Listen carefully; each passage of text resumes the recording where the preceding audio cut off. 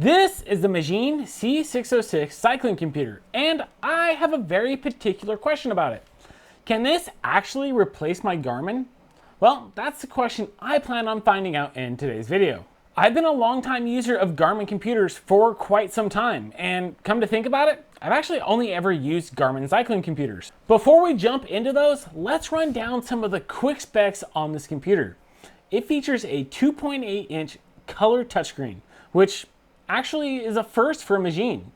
Historically, all their computers were just black and white. Since it's a 2.8-inch screen, it fits right in that Goldilocks category. It's not too small and it's not too big. It's right in the middle.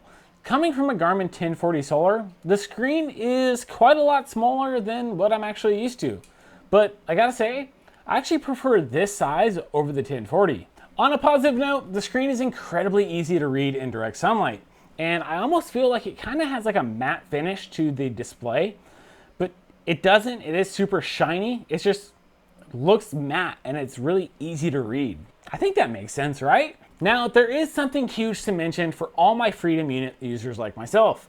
The default unit of measurements are meters and kilometers. And even though I've changed the settings in my profile, I found that some of the parts of the app are still referencing meters and kilometers. The tones from this computer takes me back to a simpler time.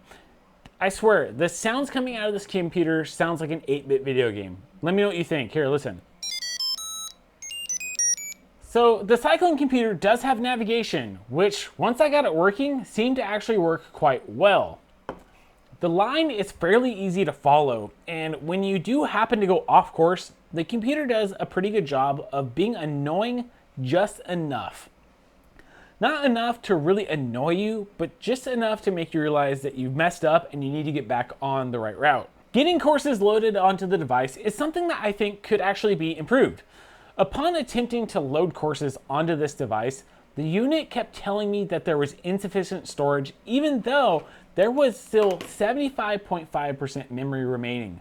Now, keep in mind, the GPX file I was trying to use was only about 500 kilobytes. I ran into this issue a few times in a row, and I actually ended up reaching out to my contact at Magene. And while in the midst of going back and forth about the possible issue, I tried it again and it just randomly started working again.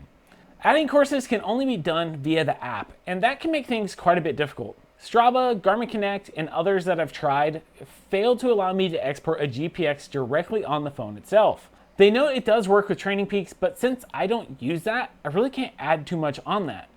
So in order for me to load the GPX files, I had to use my computer to get the GPX file and then use iCloud to get that onto my phone. And I wish you could just plug the unit into the computer and just drop the GPX file directly on the device. On my test ride using the navigation, I got a blue line to follow in a sea of white. This might have something to do with the fact that I loaded up the wrong map onto the actual device itself. You can actually go in and pick different maps to download based on your region. I'm guessing this is to help save space on the device, but I wish it would just have everything. Now, when I was in Sedona, because it's a much more popular place and maybe I just actually had the map loaded properly, it was actually giving me all the trails, so I knew if I needed to make a left or a right or just keep going straight. And that was nice to see on this. The biggest plus about this cycling computer is the price, as it comes in at just $159. The equivalent Garmin at this size is quite a bit more at $350. That makes this a very affordable alternative. This comes at a cost though. The unit doesn't have a lot of the more in-depth features that I'm accustomed with Garmin. Now, the absolute most best feature about the C606 is the fact that you can actually create data pages for the device on your phone using the OneFit app. And this is such an awesome feature. I really wish that Garmin had done something for this, as it's really kind of a pain to set up devices and actually have to go through and create all these separate pages on the device itself when you only have like 3 buttons and maybe a touchscreen to do it on. So I've always hated actually grabbing my unit and trying to build those pages for an upcoming race or a ride where I needed to see any particular data. Some quick specs on the device. It actually has an ambient light sensor to automatically adjust the screen brightness. Now, they claim it can do up to 28 hours of battery life in the long endurance mode, but I haven't actually had a chance to really test that. I did just get back from a 4-day trip over to Sedona for the Sedona Mountain Bike Fest, and I was able to have 3 rides that were maybe a couple hours each day, so maybe 6 hours of use, and that did bring me down to about 60%. I'll have to do some more testing to actually see how good the battery life is overall, but I think this is sufficient. It does have an IPX7 water rating and it is compatible with ANT+ and Bluetooth wireless protocols. So it is going to work with pretty much any sensor or power meter or even light, like the radar tail light like that I just reviewed. Even that will work with this. It does have USB-C, which is really nice for charging this up. That makes it really easy. And I just wish that with that port, we could have been able to connect it to a computer and drag and drop a GPX files onto this, so that way it would be a lot easier to really put courses onto this. I have tested this side by side with my Garmin watch, and I found it to be really accurate. Both of them were giving me relatively the same information, and maybe it was off just like maybe 1%, but nothing significant to where I found that it would be an issue. The screen is really responsive. It doesn't take a lot to get it to work. The refresh rate on it could be a little bit better. It's just a little like sluggish when you're moving up and down.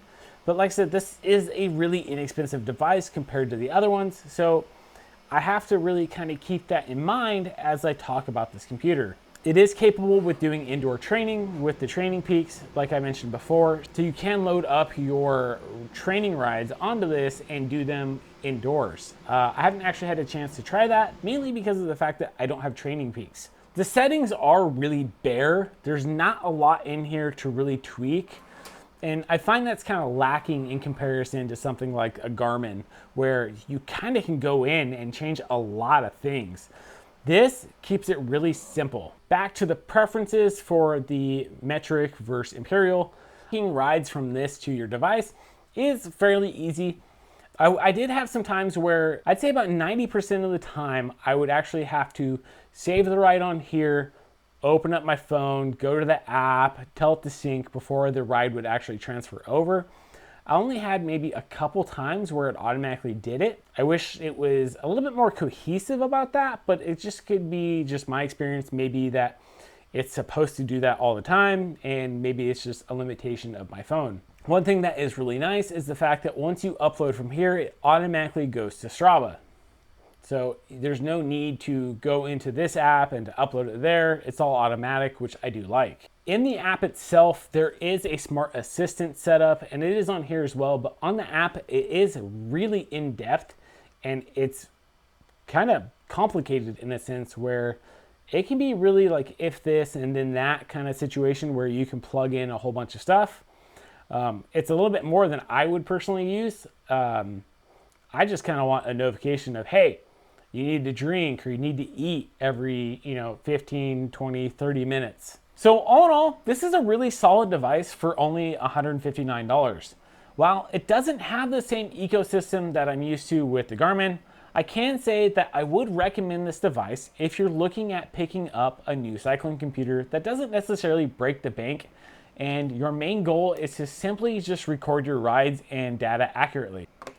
Now, in conclusion, the Magene C606 cycling computer proves to be a worthy contender in the realm of cycling tech, offering affordability without sacrificing functionality. So if you're in the market for a reliable companion to track your rides and data accurately, the C606 might just be the perfect fit for you. Just like this perfect fit from our sponsor, Upcycle. And now a quick word from the sponsor of today's video, Upcycle. Do you have a bike just sitting in your garage collecting dust? Is it a bike that you let your friends borrow when they're in town?